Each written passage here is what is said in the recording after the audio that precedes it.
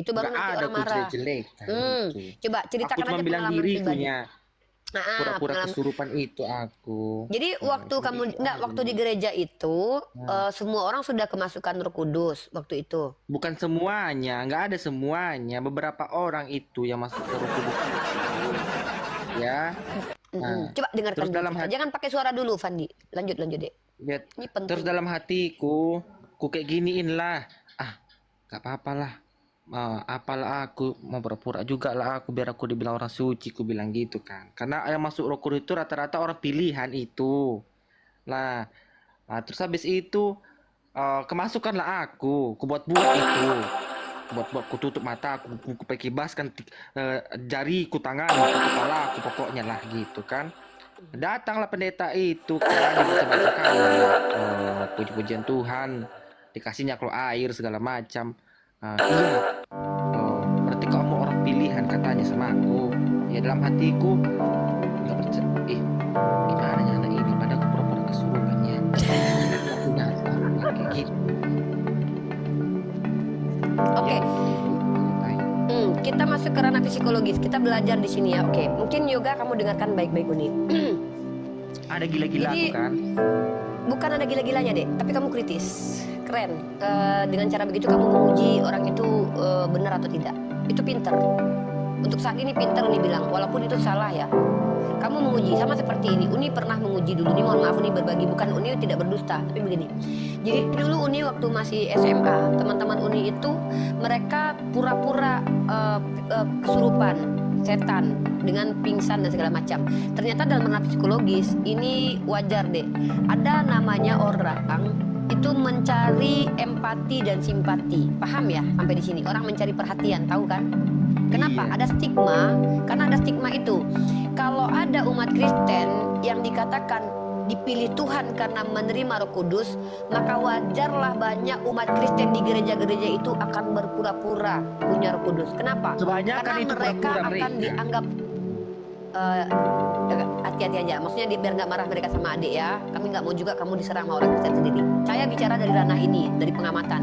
Jadi ketika ada stigma yang mengatakan bahwa orang yang dipilih Roh Kudus adalah orang pilihan, maka banyak orang akan menunjukkan kalau dia memiliki Roh Kudus dengan cara yang kamu lakukan itu.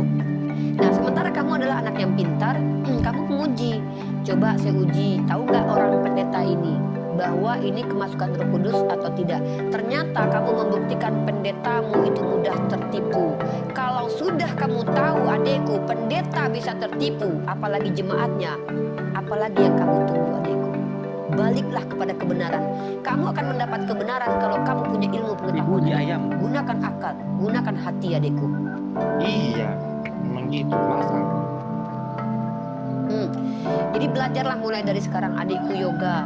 Semoga Allah membimbing. Bersih kali kau, sana kau dulu. Hei. Awas kau dulu. Bersih kau. Ayam pul kena marah pula, alamak. Iya, berisik kali dia, gak fokus aku. Begitu ya yoga. Nah, jadi orang-orang seperti yoga ini adalah orang-orang gini ya adikku. Ini Uni ajarkan dalam Islam. Ini Uni masuk ke dalam Islam dulu ya adikku ya. Jadi dalam Islam itu dikatakan anak yang baru lahir itu mereka itu pada dasarnya suci, mereka tidak berdosa. Maka kemudian orang tua kalianlah yang menjadikan kalian Yahudi atau Nasrani. Tapi Tuhan yang mengasihi kamu yoga itu memberikan kamu akal dan hati nurani. Sepanjang perjalanan hidupmu kamu akan bertemu dengan banyak orang. Bertemu dengan orang itu bukan berarti kita harus berantem atau tidak bermanfaat lah dengan orang lain. Tapi pasti ada maksud dan tujuannya adikku. Tujuan kamu dipertemukan dengan Uni Rifa bisa jadi Tuhan pemilik langit dan bumi ini ingin kamu belajar, ingin kamu berada di kebenaran. Bagaimana mungkin tiba-tiba kamu bisa betah di sini kalau bukan Tuhan yang membuat kamu betah di sini, Dek?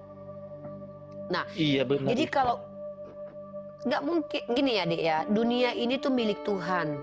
Kalau Tuhan itu jahat ingin menyesatkan kamu, ya, kecuali kamu ingin disesatkan. Apa betul Tuhan ingin menyesatkan kamu? Gak mungkin orang sebaik kamu, sepolos kamu disesatkan, kecuali kamu memang penjahat, diizinkan untuk sesat jauh. Maka kamu diizinkan di Qomal ini untuk mendapat ilmu pengetahuan, supaya kamu bisa mencerna dengan akal dan hati nuranimu, mana yang benar, mana yang tidak benar. Yang benar itu absolut, Dek. Absolut itu maksudnya apa? Tidak ada perbantahan antara manusia manapun tentang kebenaran itu. Contoh, menurut kamu, kalau jatuh itu benar tidak ke atas? Ya enggak jatuh di bawah lah.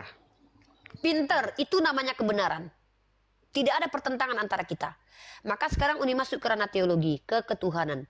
Menurut kamu, Tuhan itu manusia atau bukan? Ya bukan lah, karena Tuhan itu tidak berwujud Masya Allah. kan. Masya Allah, kamu pintar adikku. Insya Allah, mudah-mudahan. Cuman sekarang tinggal di kamu. Apakah kamu ingin mencari kebenaran itu atau kamu berdiam diri dengan kepengetahuan kamu yang terbatas ini? Maka itu kembali kepadamu adikku. Uni nggak mau ngajak-ngajak kamu ke Islam. Kenapa? Bukan apa-apa. Islam itu ada persyaratannya. Harus bisa membedakan mana Tuhan, mana manusia dulu. Artinya udah punya akal, baru nanti masuk ke stepnya. Islam itu diberikan kepada yang mau.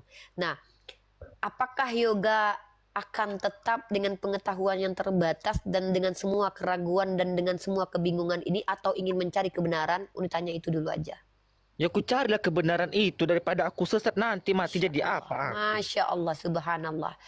Oke, apa yang dimaksud menurut yoga nih? Kebenaran itu apa sih?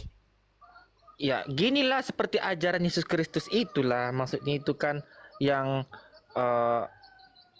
bingung aku, sumpah bingung aku. Ku baca tadi Uni di mau- Google beda-beda. Uni kasih ayat ajaran Yesus ya. Oke. Kita ke ajaran Yesus, oke?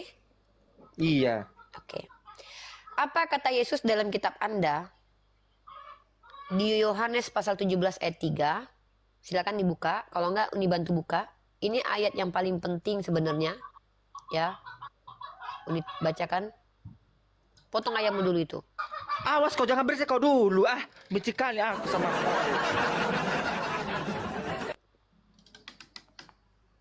Udah, ayamnya dipotong aja.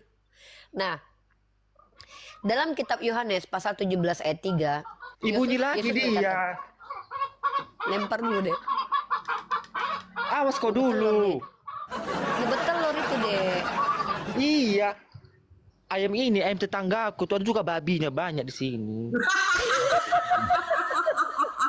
Goreng aja tangkap, goreng. Nah ini. Nah. Wak Lias. Assalamualaikum, Wak Lias. Waalaikumsalam. Goreng aja ayamnya. Jangan. Nggak Uni, boleh ayam tadi orang kan nggak boleh Uni. mencuri ya dek. Uni, tadi gini loh nih.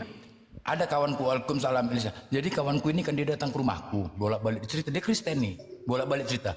Blender, aku mau mualaf lah, katanya mama aku juga udah Islam, ya kan. Jadi kan dia mau mualaf, ya mualaf lah kau, kenapa kau? Ku tengok Islam tuh indah, sholat berjamaah sama-sama, beda ya kan.